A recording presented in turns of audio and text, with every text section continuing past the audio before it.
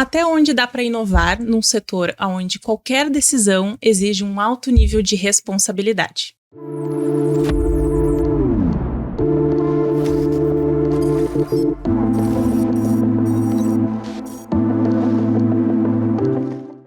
Olá, pessoal, sejam muito bem-vindos a mais um episódio do nosso Datumcast, da nossa série Inspiração Datum, onde os nossos convidados nos inspiram à ação. Eu sou Jéssica Pessoa, sou gerente de operações aqui na Datum, e hoje eu não estou sozinha, estou com meu colega Cássio Almeida, o nosso TSA. Tudo bem, Cássio? Tudo bem, Jéssica? Tudo ótimo. E, Cássio, quando a gente fala de tecnologia, a gente vai falar hoje um pouquinho dentro do cenário, né, de saúde, e é bem diferente de outros mercados, né? Além da pressão por inovação, existem desafios como a segurança da informação, integração entre sistemas, dados sensíveis, o avanço da IA em um ambiente que não permite muita margem para erro. E para se aprofundar nesse cenário e trazer um pouco da perspectiva de quem vive isso na pele, a gente recebe aqui hoje o Cristiano Silveira, o superintendente de tecnologia e soluções digitais da Unimed Porto Alegre. Tudo bem, Cristiano? Tudo certo, muito obrigado pelo convite. Vamos começar falando de carreira. Você construiu sua trajetória passando por diferentes contextos e segmentos, né? Como a GetNet, a Terra, a Gibank e o Sicredi. O que te motivou a fazer essa mudança e a entrar no mercado de saúde? Conta um pouquinho da tua trajetória. Tá certo. Bom, então, mais uma vez, né, obrigado pelo convite. Eu tenho dito que esse tipo de iniciativa de conversas abertas, conversas fluidas sobre tecnologia dentro do nosso mercado, em um ambiente que a gente consiga fazer, né, conversas assim, sinceras, é muito importante, porque a correria do dia a dia nos deixa muito presos sempre na entrega de projetos, na entrega de resultado, e falar de forma mais natural sobre os nossos desafios realmente é diferente. Então, respondendo assim, Jéssica, a tua pergunta, essa minha passagem, né, por esses segmentos só potencializou algo que hoje faz muita diferença. Eu costumo dizer, né, que eu passei bastante tempo no segmento financeiro, alguns anos, e também é um segmento muito sensível, né? Afinal de contas, é o dinheiro, né? Então, mexeu no bolso, né, é um problema. Então, sim, a gente tinha bastante essa pegada de ambiente muito crítico, porque se trata de algo muito sensível para o usuário. Mas a grande diferença na saúde é que nós estamos falando de vida, né? Então, esse movimento, na minha carreira, e aí estamos falando de 5 anos, né, que eu estou na saúde. Até então, eu não conhecia. E mesmo na Unimed Porto Alegre, nós ainda não atuarmos com um hospital, né, que acaba sendo um nível acima ainda de criticidade, nós temos pronto atendimentos, né, nós temos laboratórios, nós temos as clínicas de imagem, pediatria, e em muitas situações, o paciente que chega, ele chega realmente em um estado que se ele não estiver em um estado crítico, ele precisa de um atendimento rápido para não entrar no estado crítico. E tecnologia, nesse caso, é bem diferente do que eu tinha vivido até então. É bem diferente. Porque nós estamos falando de tecnologia junto a um cenário de humanização. O atendimento assistencial, né, médico, ele é humano. Ele usa de tecnologia. No entanto, se a tecnologia estiver ausente ou tivermos algum problema de tecnologia, o médico, o enfermeiro, a pessoa que está na assistência, ela vai ter muita dificuldade. Então, cada minuto é importante. Cada movimento de tecnologia, ele reflete muito numa situação lá na ponta que o profissional de saúde, ele já não atua mais somente com o seu conhecimento, ele atua com o apoio da tecnologia. Então, eu posso dizer que toda a minha bagagem, até então, ela é muito utilizada, só que agora ela é potencializada pela criticidade que tem na saúde de uso da tecnologia. Né? Não, perfeito, faz todo sentido. E tu acha que tem algo do segmento financeiro dentro da tecnologia mais específico que tu aproveita, ou seja, o mesmo mindset dentro da área da saúde? Ah, sem dúvida, Jéssica, porque o que acontece, né? Outra situação que eu tenho, de certa forma, reforçado em todos os fóruns que a gente vai. O segmento financeiro, ao contrário da saúde, ele amadureceu muito mais rápido em relação à tecnologia.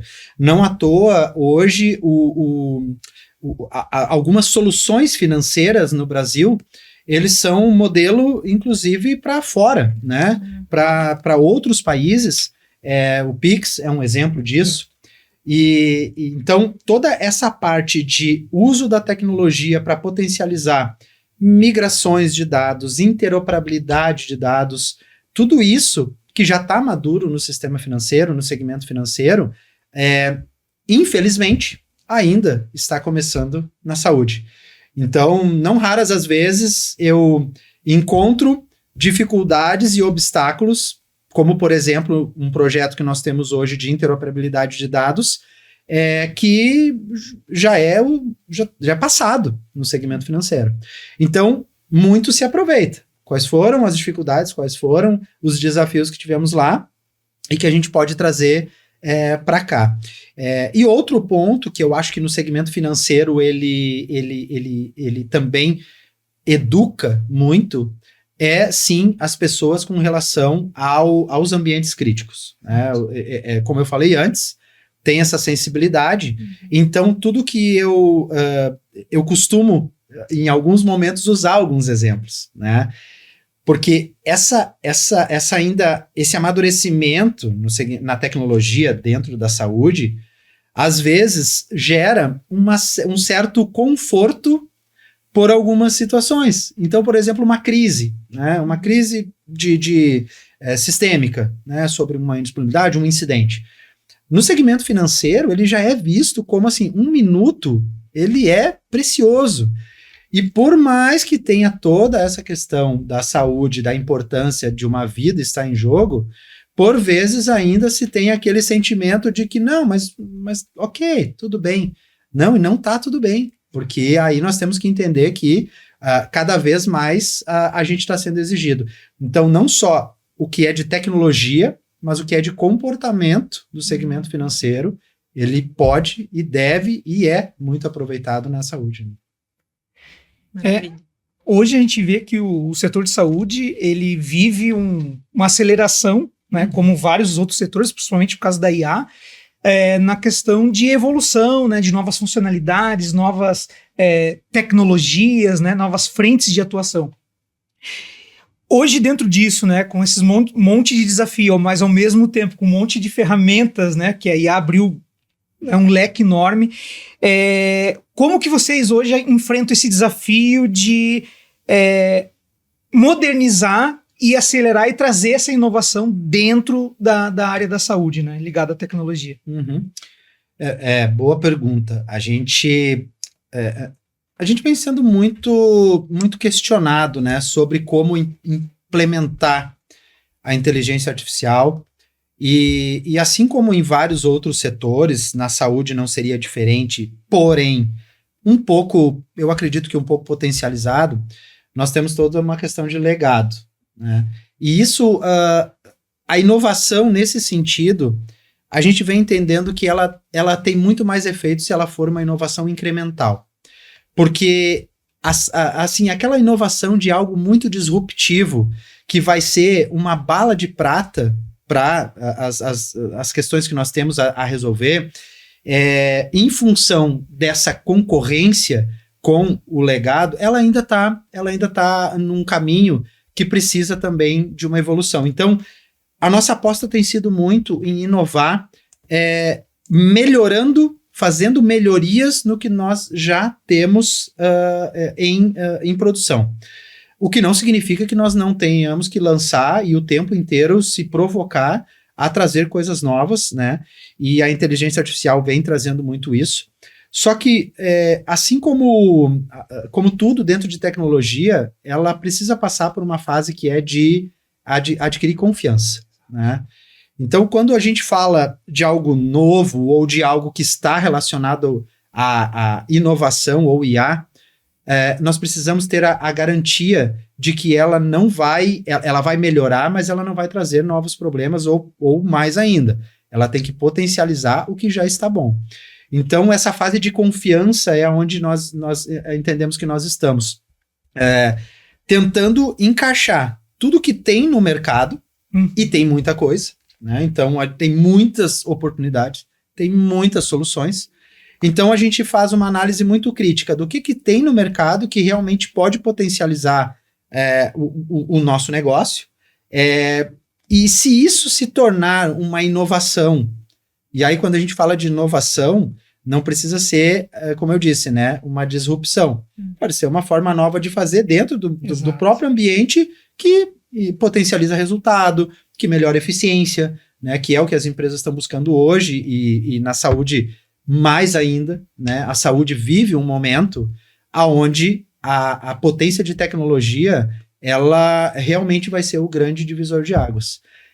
Hoje, a saúde suplementar, em especial, ela passa por um momento de transformação, onde existe um modelo que até então ele era visto como um modelo ok, dando resultados, inclusive, e atendendo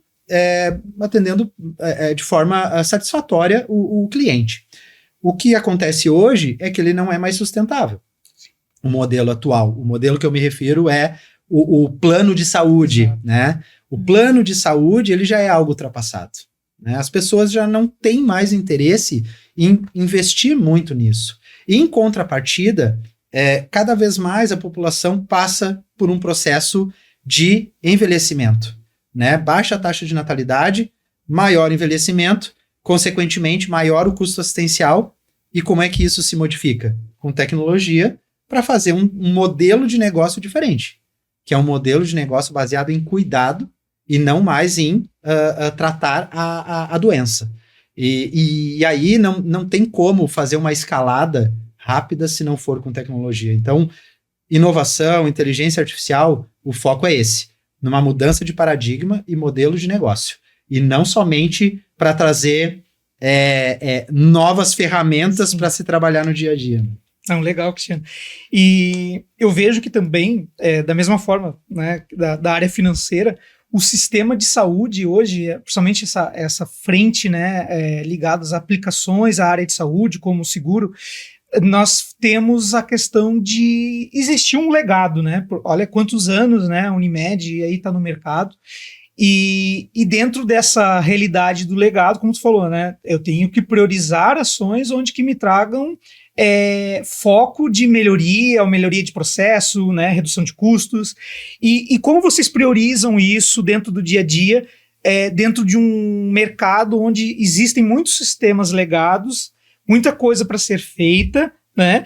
E o que vocês priorizam modernizar, né? Como que vocês fazem isso sem comprometer a operação? Porque são quantos mil ou milhões de usuários de um plano de saúde no dia a dia e o sistema tem que estar ali funcionando sem parar, né? Respondendo, performático, né? A gente sabe como que é. Sempre, né? Performance, né? Como eu tenho falado, a disponibilidade ela já não é mais um diferencial. Né? O que tem que ter é disponibilidade e estabilidade. Né? Porque disponível ele pode estar, mas ele pode não estar na estabilidade desejada.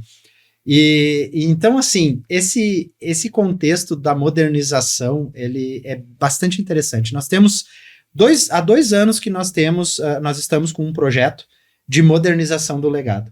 E a gente tem uma máxima que é a modernização, para nós, ela é uma ponte. Ela precisa ser tratada como uma ponte. Porque mudar o legado, transformar o legado, é algo muito complexo. Né? Como você disse, a Unimed Porto Alegre tem 54 anos.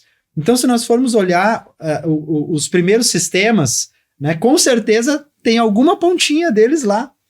E como é que eu vou transformar isso? Como é que eu vou mudar isso? É muito complexo. Então, nós temos ido por um caminho de modernização como ponte. Ponte do quê? De usar o que temos no legado, garantir que ele funcione de forma estável, né? Evitar mudanças drásticas, porque, como é antigo, qualquer mudança drástica pode balançar, e fazer com que essa ponte faça com que seja habilitador, aí sim, de novas tecnologias, de novas ferramentas, de novas soluções que usem desse legado, né, como fonte de dados e histórico e de informações, e que a gente então consiga acelerar as entregas.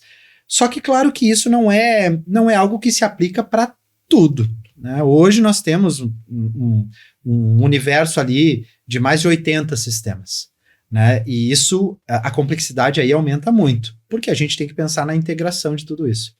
Então, o modelo, né, o modelo que a gente vem vendo o efeito, né, é justamente disso. Tanto que esse projeto que eu me referi, que nós temos há 2 anos, de modernização do legado, ele, em nenhum momento, ele está mudando o código, por exemplo, daquele portal ou daquele sistema. Mas ele está criando barramentos, ele está criando uma estrutura, né, um middleware, né, para que ele possa servir, então, de base para evoluir no que pode ser evoluído sem eu imagino que desgaste. vocês estejam fazendo uma modernização onde que de um grande monolito está se fazendo um core com todo um ecossistema, né, de acoplamento, e que isso deve gerar também para vocês oportunidade até de criação de novos produtos. Sem dúvida. Para poder ser utilizado pela Unimed. Né? Sem dúvida. E isso também, claro, que dá oportunidade para algumas soluções legadas de se transformarem. Então, é claro que tem algumas ferramentas que hoje nós utilizamos, alguns sistemas, que os próprios fabricantes, os próprios desenvolvedores daquele sistema entendem que eles têm a oportunidade ali de evoluir o produto. Por quê? Porque não é só para a Unimed Porto Alegre, é para outras empresas do segmento, né? Então, às vezes acontecem aí parcerias aonde, para mim, é interessante que ele evolua o produto dele, e para ele é interessante porque ele vai vender para outras empresas que também vão querer usufruir dessa melhoria. Então, também tem essa jogada, né? A gente também tem que fazer essas trocas que são benéficas para ambos os lados. Né? Legal. Uhum. E falando, acho que de legado, também pegando um pouco do gancho de vocês, o uso da IA nessa modernização, né? Excelente. Seja para automação operacional, alguma análise preditiva. Eu queria saber, Cristiano, o que vocês já têm como realidade com a IA e o que ainda é uma expectativa que tu vê que mais à frente pode ser mais aproveitado. Eu diria assim, Jéssica, nós estamos degustando, tá? E acho que o mercado todo está nesse caminho, né? Então não estou falando nenhuma novidade.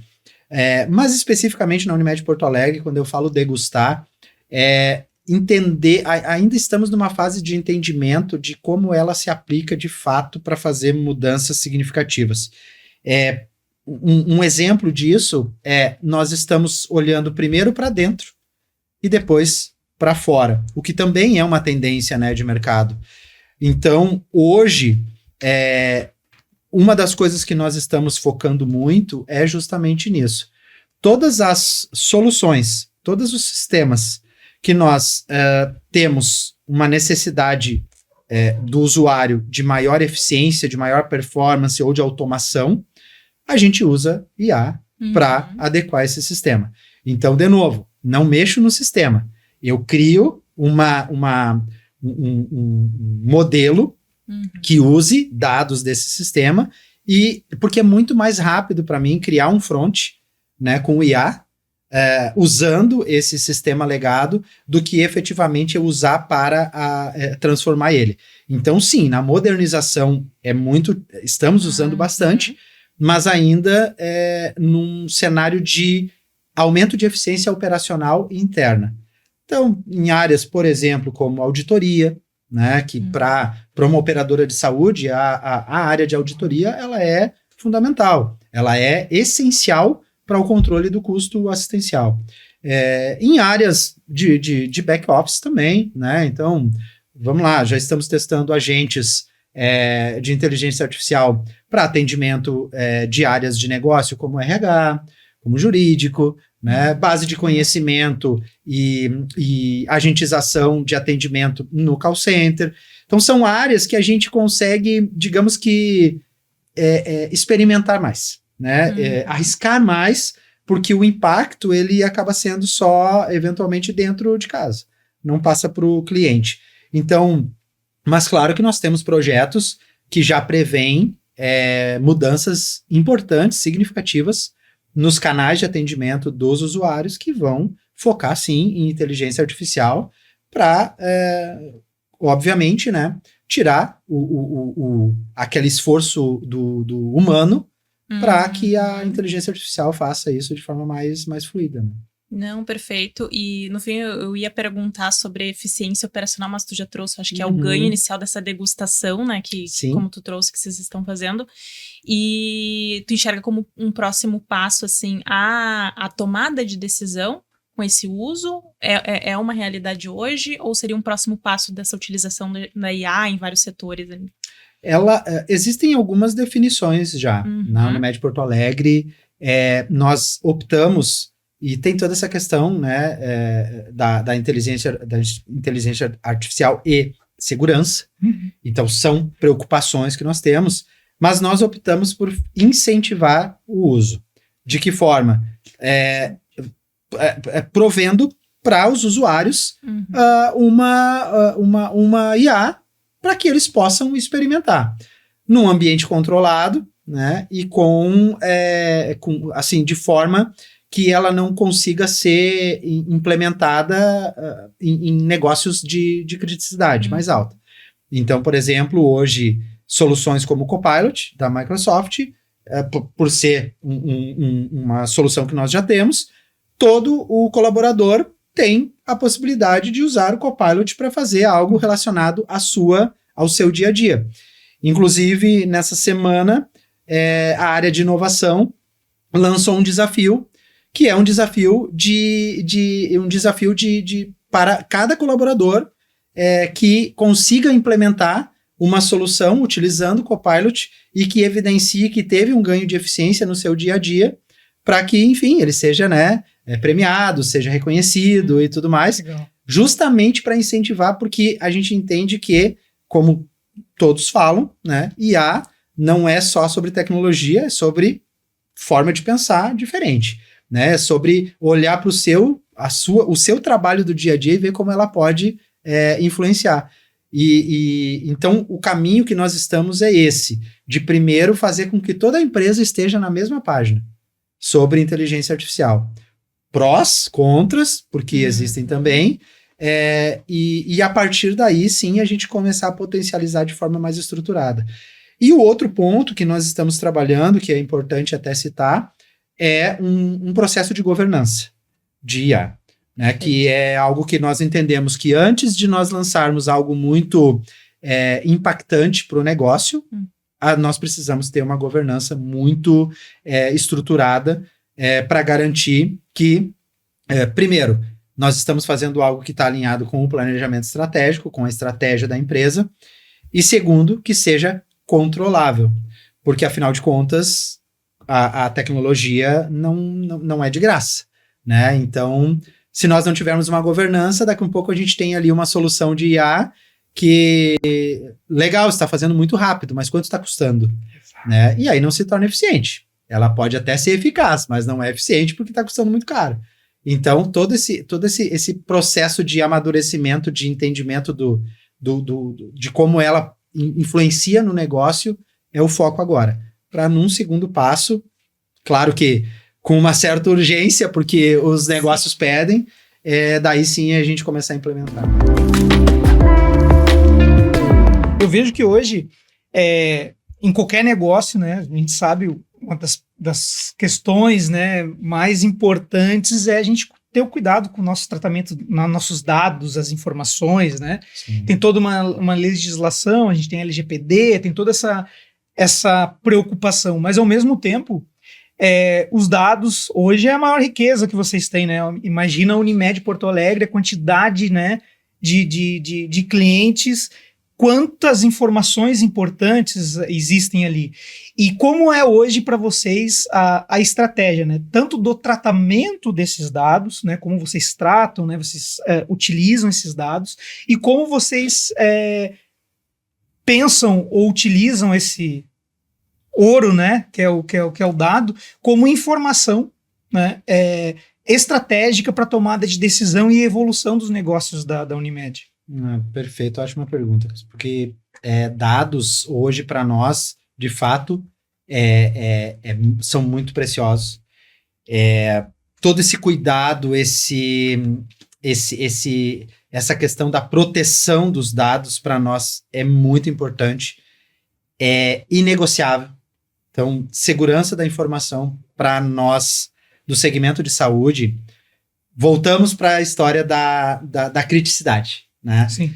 Assim como a importância dos sistemas, da tecnologia está relacionado à vida, né? E diferente de outros setores, os dados de saúde, eles são os dados mais sensíveis das pessoas, mais sensíveis. O que é mais sensível? O resultado de um exame que tu fez ou o valor, o saldo da tua conta bancária? Ambos são importantes e ambos são, né, não são dados, são dados confidenciais. Mas a sensibilidade do dado de saúde, ele é infinitamente maior, né? Ele tem um aspecto reputacional que ele é muito além do que se imagina. E quando eu digo que é muito além do que se imagina, para se ter uma ideia, nós já tivemos um incidente de um possível vazamento, e eu falo isso com muita tranquilidade, porque felizmente não foi um vazamento, mas foi teve toda uma especulação e tudo mais, e essa especulação, ela gerou meses de trabalho para explicar, inclusive para a ANS, né, para a NPD, que de fato nós tínhamos evidências claras de que não existiam vazamentos, que se tratava de uma especulação, para ver o nível que tem a importância desse dado, né? E mais ainda, era uma especulação de vazamento de 7, 8 clientes, uma coisa muito, muito pequena.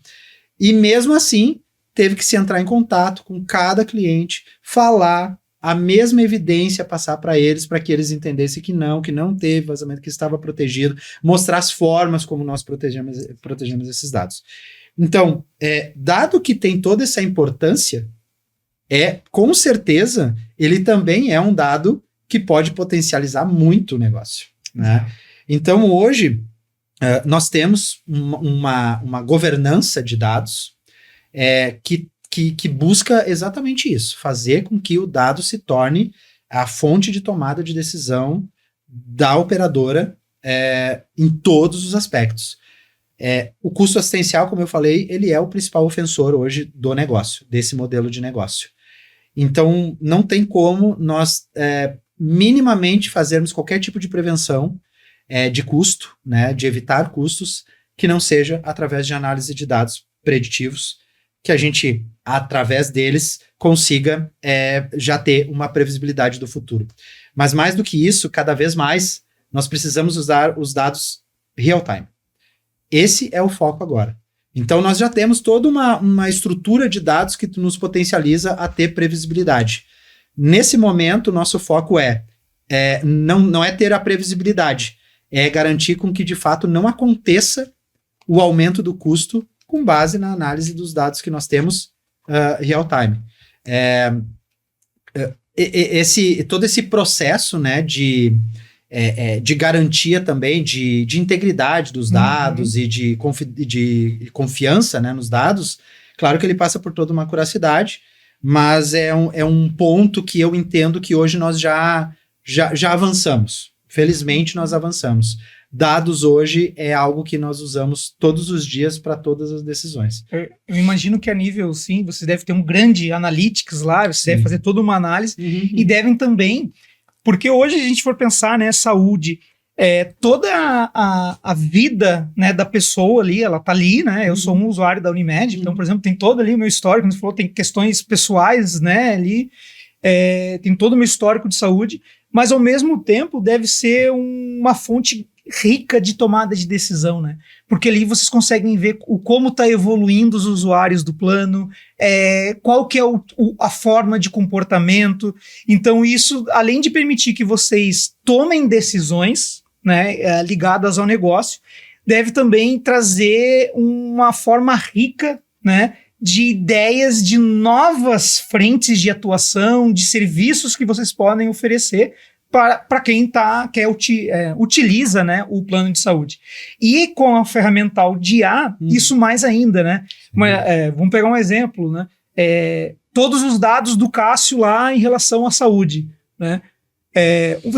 Um chatbot, né? Chatbot mais antigo, né? Mas uma ferramenta, né? Um agente pode pegar e trazer, Cássio, olha, pelo teu histórico de saúde, pelos teus últimos exames, tu tem que remarcar um médico, tu tem que fazer mais caminhada, tu tem que... Então ele começa a trazer toda uma informação e a operadora de saúde tem essa informação extremamente rica, né? Então eu imagino que a parte de analytics de vocês deve ser muito forte ali. Muito forte, Cássio, e como eu falei antes, né? Nós temos que caminhar para um novo modelo de negócio. E o modelo de negócio é baseado no cuidado e não na doença. O que significa isso? Significa que nós temos que implementar, escalar soluções que façam o acompanhamento, o que nós chamamos de navegação, né? Que é navegar o paciente no sentido de que ele não utilize o plano e ele veja um outro valor no plano de saúde. Não mais aquele cenário que ele utiliza quando ele está doente, mas que ele possa ver o valor exatamente do que tu falou.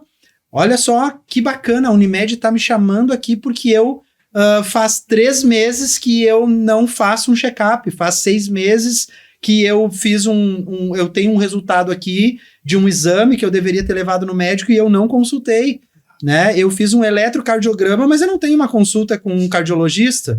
Então, o que adiantou eu ter feito um exame? Isso significa que daqui um pouco o Cássio pode ter um problema cardíaco. Ele fez o exame e por o simples fato dele não ter ido ao médico, e vamos combinar que vamos lá, tem aquela característica, né? As mulheres normalmente tendem a se cuidar mais do que os homens, né? Isso é dado também, não é só teoria. Então, é muito certo isso. Se nós usarmos bem os dados, e hoje nós temos um projeto estratégico exatamente nesse sentido, de uso de dados, de analytics, mais inteligência artificial, mais essa abordagem escalada com os usuários para que a gente consiga ter esse acompanhamento da saúde do paciente para evitar que ele fique doente, o que é bom para o resultado da operadora, mas acima de tudo é bom para a saúde. Ninguém quer ficar doente, né? É o mesmo que o seguro de carro, ninguém quer bater o carro, né? Então quer garantir que se bater tem o seguro. E o plano de saúde ele deve ir para esse mesmo caminho. Eu só quero ter o plano para saber se eu ficar doente, mas eu não quero ficar doente. Então me ajuda para eu não ficar doente. É como o seguro do carro, né? Tu quer ter o seguro, mas não quer usar. Não quer te acidentar, né? Ninguém quer estar num leito de hospital, né? Ninguém quer, né? Se tiver que usar, ok. Mas se a gente puder evitar, e se o plano de saúde ele se tornar um parceiro, né, no cuidado e na saúde, com certeza vai, inclusive, potencializar o interesse do usuário em querer adquirir esse produto, né? É um agente de apoio para o cuidado do dia a dia da tua saúde, né? Vai estar te avisando ali, te preparando, você fez um exame e precisa levar esse resultado, faz 6 meses que cara, faz a tua revisão. Pô, é aquele cara, o anjinho bom ali, né? Cara, te cuida, né? Então, isso eu acho muito rico, até a gente sabe do projeto aí que vocês estão fazendo, que eu acho que é uma sacada e é a inovação da área de saúde. Inovação, e vamos combinar, né, Cássio? Não tem como fazer isso tudo que nós estamos falando sem tecnologia. Exato. Impossível, né? Imagina, vamos lá, há 10 anos atrás um projeto como esse e uma pessoa ligando, né?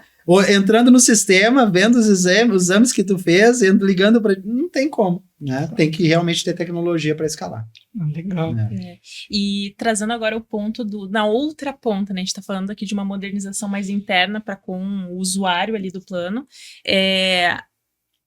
Dentro da digitalização, como é que tu tá vendo a experiência do usuário muito mais dentro da telemedicina, de usando recursos assim de agendamento? O que muda para essa pessoa da ponta também se aproveitando da modernização via tecnologia, né? Perfeito. Esse ponto é o que é aquele ponto que dá mais satisfação, né? Quando a gente faz a entrega da solução, a entrega de algo novo, é aquele ponto que dá aquela satisfação de realmente, pô, olha só que bacana a experiência do cliente sendo impactada. E aí, nesse ponto, a gente está indo muito para a linha da personalização. A gente entende que cada cliente tem que ser tratado de forma digital e personalizada. Por que digital? Porque todos, né, hoje em dia, nós queremos usufruir do digital. Então, nós temos feito o projeto que nós temos de experiência do cliente, ele está baseado numa arquitetura omnichannel, né, onde nós vamos buscar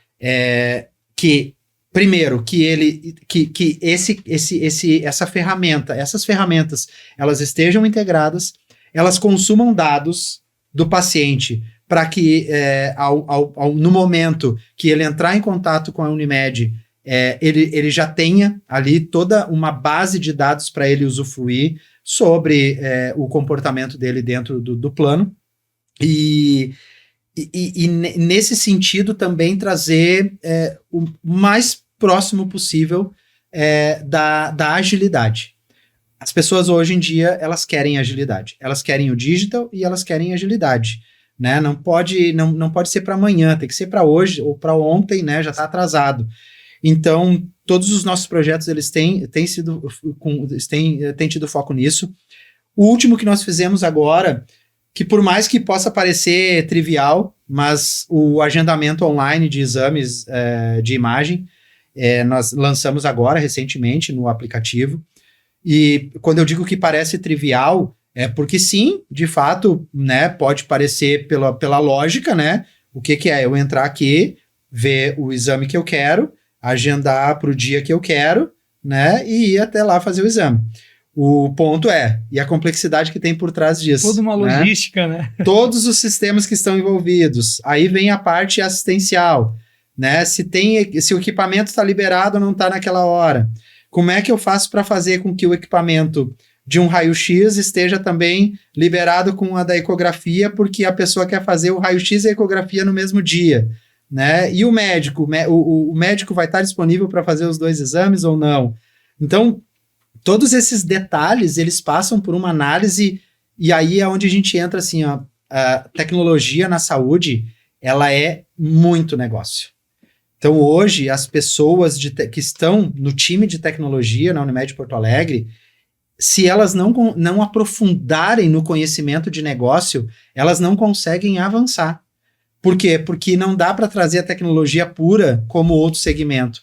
É muita particularidade e complexidade que tem que considerar.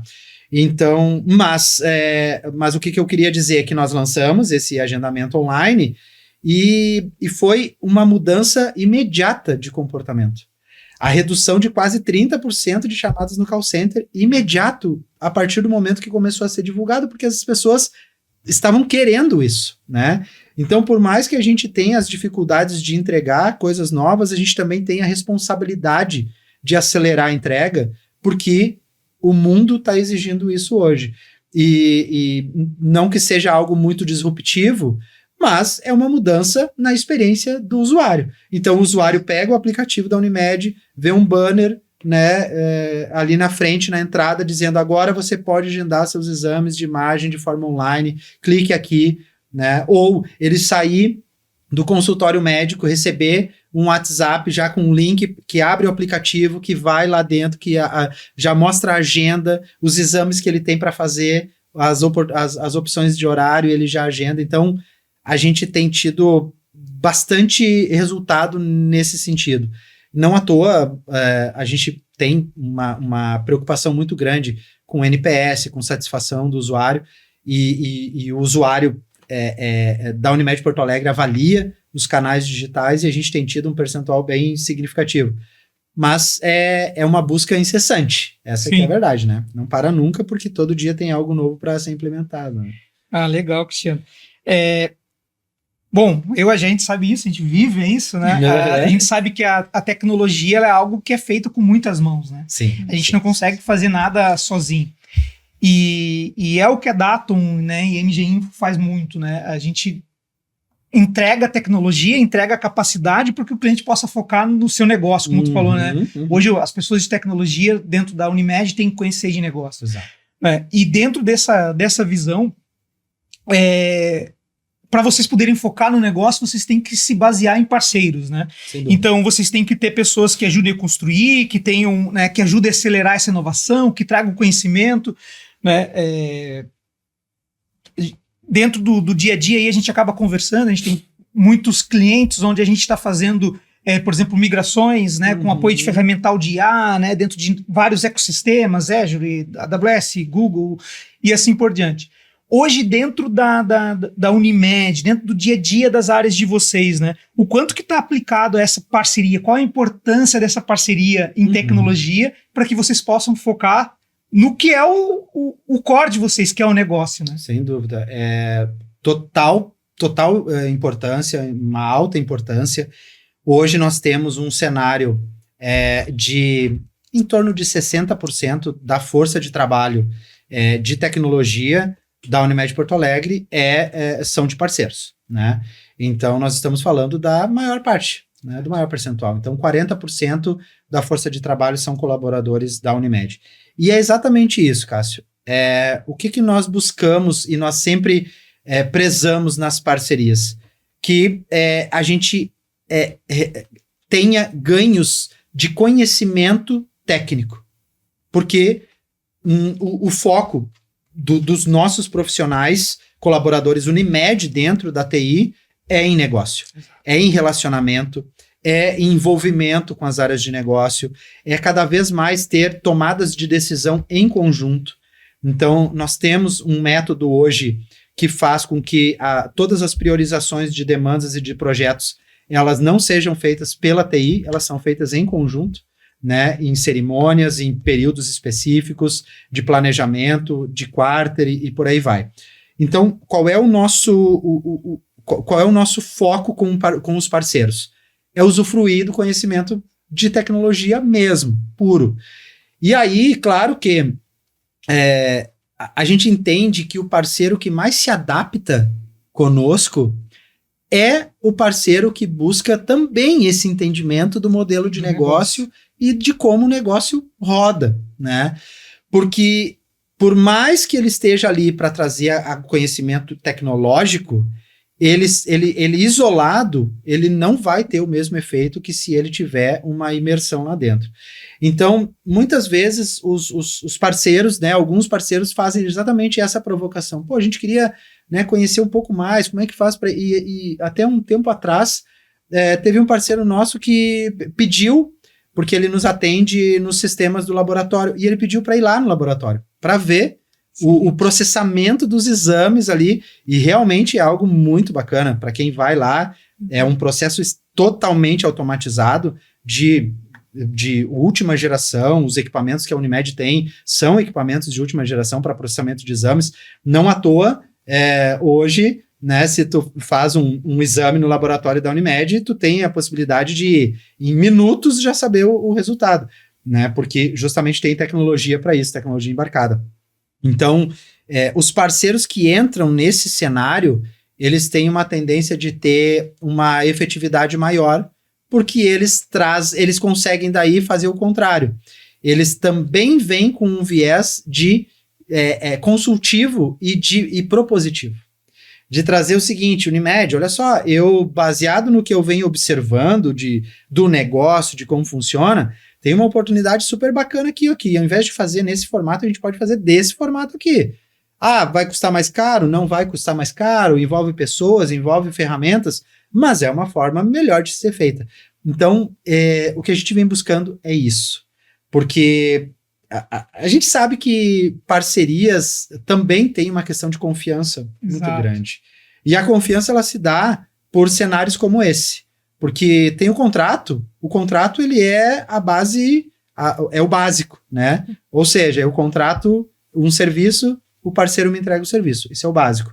Agora, quando ele vem com esse plus de a gente perceber que ele está realmente envolvido, né, no negócio, aí é onde a gente vê que realmente vale a pena a gente manter aquela parceria e até potencializar ela. Isso é legal, Cristiano, porque a gente fala, né, Jéssica, que o foco quando a gente faz o trabalho, por exemplo, com vocês, com outros clientes, não é em simplesmente entregar o código, o desenvolvimento, se for um desenvolvimento, é entender a tua necessidade, entender a tua dor, a gente fala, né, qual que é o modelo de atuação de vocês? Cara, o nosso modelo é entender a tua dor e fazer uma entrega com responsabilidade. Eu quero te ajudar. E tem que né? ser personalizado, né? Tem que ser. Senão, se a gente não entender o cenário de cada cliente, cada segmento, as dores que tem ali do negócio, a gente também não consegue fazer uma boa Foi parceria. aquele tempo, né, antes que era assim, é tudo igual. Não, por mais que seja o mesmo segmento, é diferente, é personalizável, né? E a gente também entende que, como o exemplo da Datum, a gente tem muitos clientes no Brasil todo. Se você for ver, quantas oportunidades que a gente atende em outros clientes que pode ser gerado um bench para poder também trazer. Por que não, né, chegar para a Unimed e dizer, olha, isso aqui nós já temos um know-how e nós sabemos que podemos fazer assim. Te interessa, Cristiano? Quer uma ajuda? Trocar uma... Então, isso também é importante, né? O quanto que a gente consegue, o parceiro, trazer essa forma consultiva, como tu falou, né? Não só pensar na entrega da tecnologia, resolver aquele problema do código, mas pensar no negócio, né? Como eu agrego o negócio do cliente, né? Então, e nota que isso muda muito o perfil tanto do profissional que está lá atuando, quanto do próprio modelo de negócio do parceiro. Exato. Né? Porque ele deixa de ser aquele modelo de venda de serviço, né, para venda de oportunidade de potencializar negócio. E isso é muito diferente. E por mais que a gente fale assim, mas esse é básico. Não é básico, porque esse tempo dedicado para imersão no negócio e de entendimento do negócio, ele acaba sendo um investimento adicional, né? Seja do parceiro, seja do profissional, né? Então, às vezes, uma alocação de um profissional que está lá dentro, se ele entregar o que está contratado, vai estar tudo certo, não tem nenhum problema nisso, está tudo ok. Mas se ele oferecer algo mais, ele acaba criando uma oportunidade que não vai ser numa reunião que a gente vai conseguir, não vai ser numa RFP, vai ser na confiança, porque a gente sabe que é um profissional que está ali para realmente entregar algo mais. E isso faz muita diferença. É um vínculo duradouro, né? Duradouro, com certeza. Aquele beabá, né? Arroz com feijão. Arroz com feijão já foi o tempo. Hoje em dia, ninguém se mantém no mercado entregando bar. Cara, tu tem que te dedicar, tu tem que focar, tu tem que querer entregar, tem que fazer o a mais, né? Então isso é bem legal, isso é o que a gente prega muito aqui, né? Que imagina, tem que ser feito assim, né? No meu caso, onde eu tenho 60% da base de se não tivesse tecnologia, mindset, meu Deus. não tem como. É o que eu digo, né? Quando eu sento na frente do conselho ou da diretoria, eu não falo, eu estou ali representando todos os parceiros que estão trabalhando comigo. Então eu estou representando a Datum, eu estou representando o X, eu estou representando o outro, todos eu estou representando. Da mesma forma, aqueles profissionais que estão ali no dia a dia também estão representando a Unimed. Né? Então, se der tudo certo, todos estão ganhando, a TI da Unimed está super bem, está tudo certo, e eu estou junto lá. E o contrário também é verdade. Né? Então, está todo mundo no mesmo barco. Né? Exatamente. E, Cristiano, eu queria falar contigo também um pouquinho sobre futuro, médio prazo, acho 2 anos, médio prazo. Mais do que isso já não dá para falar. E a gente falou muito aqui dentro da modernização, telemedicina, para o usuário internamente, e o que tu vê como panorama para as equipes de tecnologia para um período daqui a 2 anos, por exemplo? É um perfil realmente assim que ele precisa ser mais curioso. O perfil do profissional de tecnologia, dos times de tecnologia, né, como um todo, ele precisa passar por uma transformação importante que eu venho conversando muito com os nossos times lá na Unimed, que é aquele perfil mais questionador, propositivo, de trazer ideias para as áreas de negócio e muito também de uma característica que a gente tem pouco não, já melhorou, mas que em tecnologia nós vamos precisar trabalhar muito, que são soft skills, né? E aí, nesse aspecto, a gente tem outros desafios, que são as novas gerações, né? Essa geração que está vindo, ela tem muita expertise e facilidade de absorver e de desenvolver tecnologia e de implantar tecnologia, mas as questões relacionais, as questões de convivência, de troca, e de fato ter esse perfil mais curioso e de envolvimento no negócio é algo que a gente precisa desenvolver. Então, o que eu tenho falado é isso, a gente vai sim passar ainda nos próximos 1-2 anos por uma mudança de mentalidade que ela vai ser natural. Ela já está acontecendo, já tem uma diferença, né? Já se nota isso muito nos perfis que aparecem em entrevistas e dos próprios parceiros, mas ainda ela está um pouco distante do que se pretende para o futuro, que é uma mentalidade muito mais aberta para o desapego, digamos assim, né? O profissional de tecnologia ainda, por vezes, tem muito apego por aquela solução, aquela ferramenta, aquilo que sempre deu certo. E ele não tá errado, sempre deu. É o filho, né? O cara pariu aquele sistema. E continua dando certo, tá tudo ok quanto a isso. Mas ele vai precisar ter a mente aberta para saber o que deu certo até aqui, talvez não seja o que vai dar certo para frente. Vai nos levar. Né? Vai nos levar à frente. Então, esse mindset aí, por mais que pareça óbvio, ele é complexo em alguns casos, né? Então eu vejo que é por esse caminho aí os desafios. Né? Sim. E quando a gente vai para os gestores de tecnologia da nova geração, que conselho tu daria para essa galera aí que vai sentar na tua cadeira nas próximas gerações, assim, com esses desafios com os times de tecnologia? A gente fala muito sobre isso, né? Eu acho. Inspirei aqui. Mas eu tenho como não se inspirar, porque realmente é uma pergunta bem complexa. No seguinte sentido, né? Eu fico pensando muito como as empresas estão pensando nisso de forma corporativa. E aí eu vou lá pro lado dos próprios RHs, assim. Como é que eles estão vendo isso, né? Esse modelo de gestão? E eu vou até mais além. Vamos pegar os formatos que existem hoje de análise de performance de liderança. Metodologias extremamente reconhecidas, GPTW, né, e similares.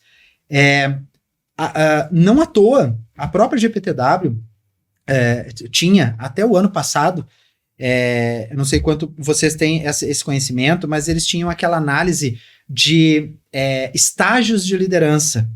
O líder inconsciente, o líder funcional, o líder até o bom líder e depois o líder for all, que eles chamavam, que é o líder aquele reconhecido.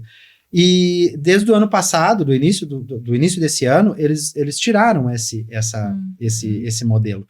E por que eles tiraram esse modelo? Porque não é mais só sobre a liderança, né? É sobre o todo da empresa que vai fazer o molde da liderança.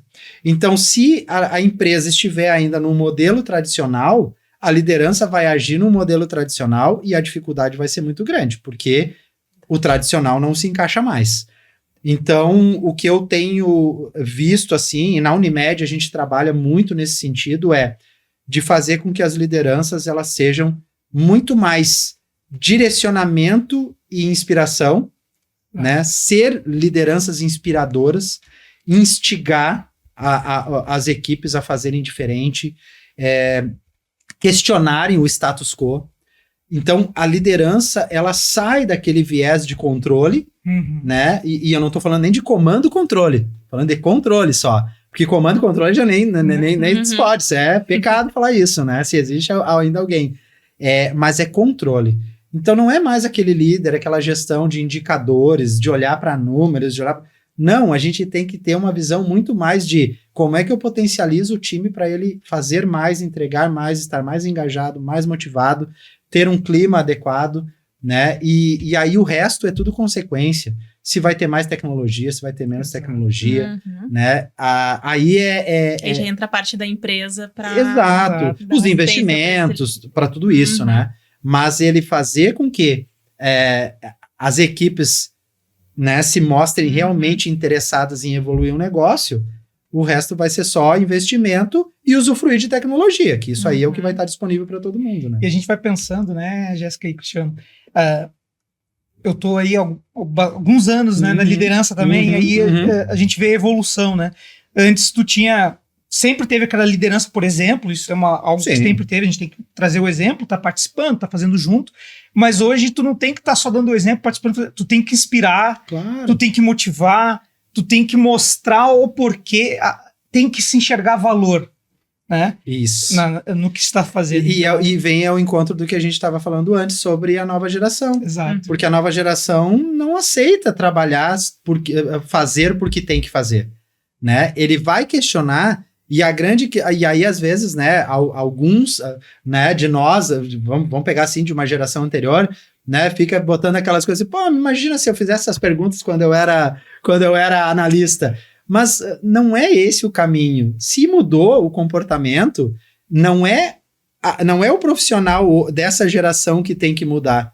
Nós é que temos que entender o que a gente pode tirar proveito disso.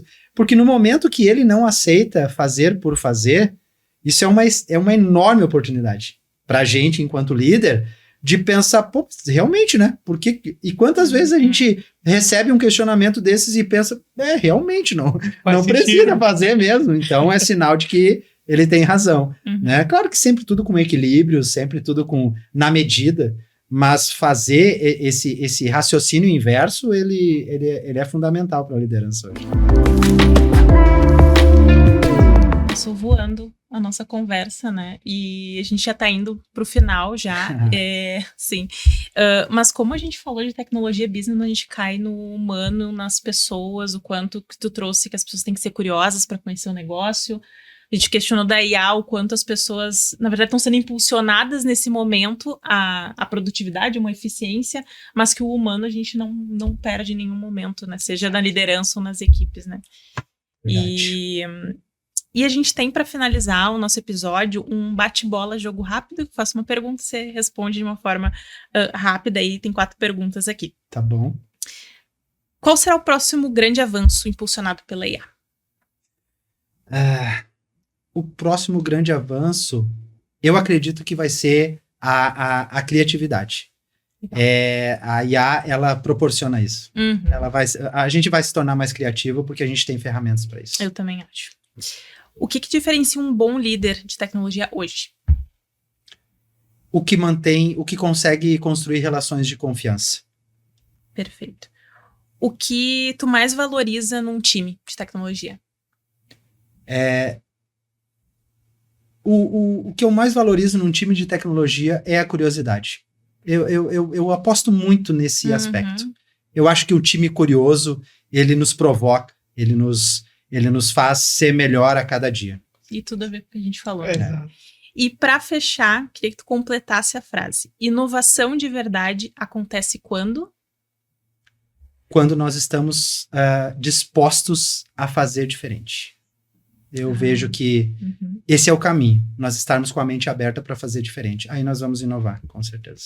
Ai, adorei, gente. Legal demais. Legal demais. Pena que passa muito rápido. Mas é isso que eu falei, é muito rápido, né? Vai fluindo e a gente falou um monte de coisa aqui, mas parece que... Se tivesse como, a gente ficava aí mais 1 hora conversando. Exatamente. Mas quando tivermos oportunidade, a gente vai falar sobre outros assuntos e eu vou estar à disposição. Exatamente. Mas queria te agradecer, Cristiano. Imagina. E agradecer também a audiência que aí tá nos escutando, né? E vamos fazer um brinde pra gente se despedir. Opa, pra aquela vamos lá, câmera sim. lá?